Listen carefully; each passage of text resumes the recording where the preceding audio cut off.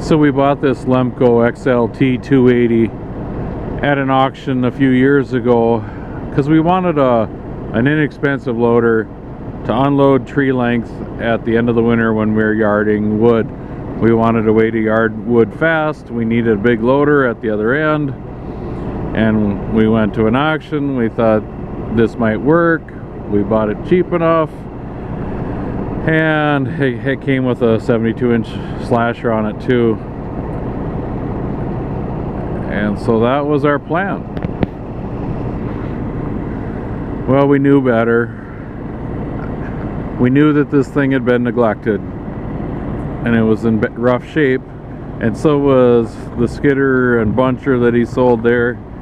And you could tell it was absolutely destroyed. I think the front window was even missing out of the buncher, rubber tired buncher. That's crazy. That's as unsafe as it gets. But I was going to show you some of the things that we did. Mostly me, but anyway, John did help me with this. Before this is so the skidder can grapple that and drag this unit around if it's stuck or if you want to just move it. But before, it just had two little jokes of a thing there, and in these things, these are all new. We added this whole framework to the front. We boxed it in. That was John's idea. It was a good idea. So now this is a much better way of grappling and moving that. That was a huge improvement. And I'm just starting at the front of the machine. Big Fall's machine had to rebush and pin the bucket and up on the cylinders, and I don't think there was hardly a nut on any of the cylinder pins. I don't know how they didn't come out. Well, I guess I think I do know how they didn't come out. They were worn so bad that they couldn't come out. They had grooves worn in them. So a lot of work there. I see a modification I did here. There's fittings up under there, and chipwood would go, little chunks of slasher tops would go up there and break those fittings. So I put this bar across the bottom there to protect wood from going up in there, and that helped a ton. The other thing that would happen is the crotches in the tops of the trees would swing around and they would smack this fitting and break that fitting off. So I welded this guard here, and I put a little, I don't know if you would call it a gusset there to give it some side strength, and that made a huge difference on this fitting. Oh, I see it's been hit again. It's bent. That should be a straight fitting. So just adding these little things. Oh, like, I don't know if you can see that piece and that piece there. Look at how many times they've been hit. And they used to buckle those fittings or rip those hoses off. So just adding those two little spacers, or I don't know what you call them, boy, that helped too. So just, you know, putting that thing there and those there and that on that cylinder over there just made a huge difference in the number of fittings that were no longer getting broken. Well, the heel, this didn't used to be in there, and the trees could slide, the butts of the trees could slide all over when you were heeling it. It was Dean's idea to put something in the middle. This is the patent I came up with, and I welded that in there. And Dean had another idea. Up top there's a little cylinder right there, and that got broken a couple times, and the heel would pivot up that way, and that would come down and smash the pipes and ruin the pipes up there. But I don't know if you can see, there's little blocks under there, so if that ever happens again, it hits the stops and doesn't smash the pipes. That was also Dean's idea.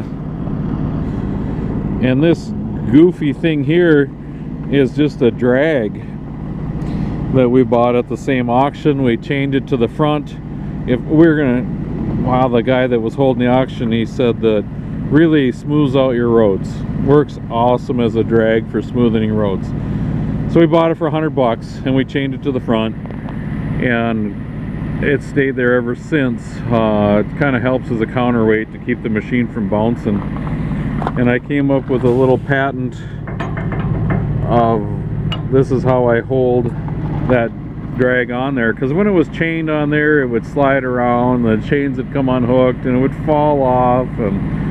But ever since I did this patent, no more trouble. So let's keep going. Put the air brakes and all that were completely junk. We put new air valve, new air lines.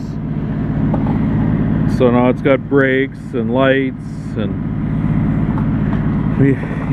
I put new, that's a new wheel. I put different tires on the front of it last year, and I told the tire salesman I didn't need that good a tire.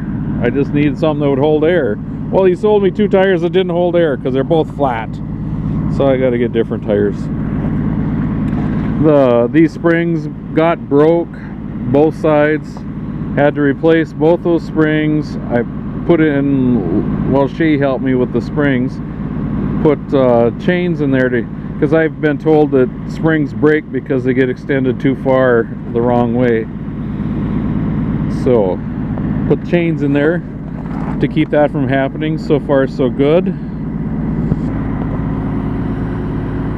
Well, these things like here, I built these. I came up with this patent at about 3 in the morning, and that's the axles of this dolly that goes under the front of the tipper that we can skid around, or use the skidder to pull the tipper around. I had to modify, I had to cut off the back of this dolly. It used to be longer, and these chains are to hold it onto the Lemco, well, in transport. I had to redo all this. This all got crushed by the skidder, so I put 1-inch plate on 3 sides, top, outside, underneath, to keep it from getting crushed. But that was a lot of work and welding, but it worked. It's been holding up great. And to show you what I'm talking about, I put these are D6 cutting edges to try to keep this from getting smashed. But you can see somebody's been grappling this too far back, and it's starting to crush my tube. Well, not crush it, but wear into them. Let's see what this side looks like. Yeah, this side's getting dinged too. I had to put these on there because when the dolly comes down, it comes down at an angle, and then this catches on those. It comes down and then lays down, and the axle fits right in those. So the dolly fits in there very nice. I see I'm over 8 minutes, and I have a long list of stuff yet that I fixed. Fixed the drive motor. There was the through shaft was broken this when we bought it. Had all kinds of bad tires. It's got really good tires now. Good traction, because they were all oil soaked and rotting from all the valve banks. They leaked everywhere, and the hoses leaked, and we put thousands of dollars into resealing valve banks. Thousands of dollars worth of hoses. Resealed the main and jib boom cylinders. The list is so long, I don't even know how much I should tell you. And Dean put some LED lights on the front of the cab. Well, here's a big thing I did. These steps all used to be just flat iron, and I welded all this expanded steel on all these steps up on those steps up there too, because that was dangerous. Much better now. Well, this I think it was this, no, it might have been the other one. The other deck was missing, so I had to put one of them on. Or I got it from them at the auction and put it on, straightened it out. It was all bent up. That's probably why it wasn't on there. Yeah, we sandblasted it and I painted it.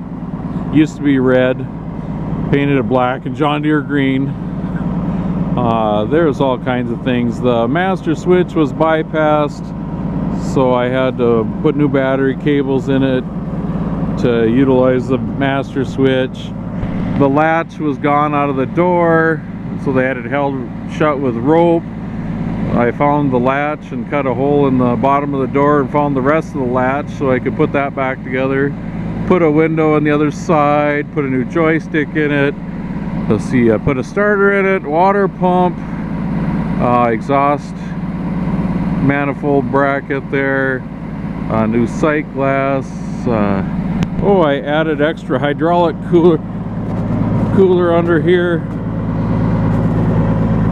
It only had one. I added another one, and they weren't even being used. If you weren't running the slasher, the return oil from the slasher, yeah, that's the new one. If you weren't running the slasher, it didn't cool the oil. It was crazy. Yeah, and this was smashed in.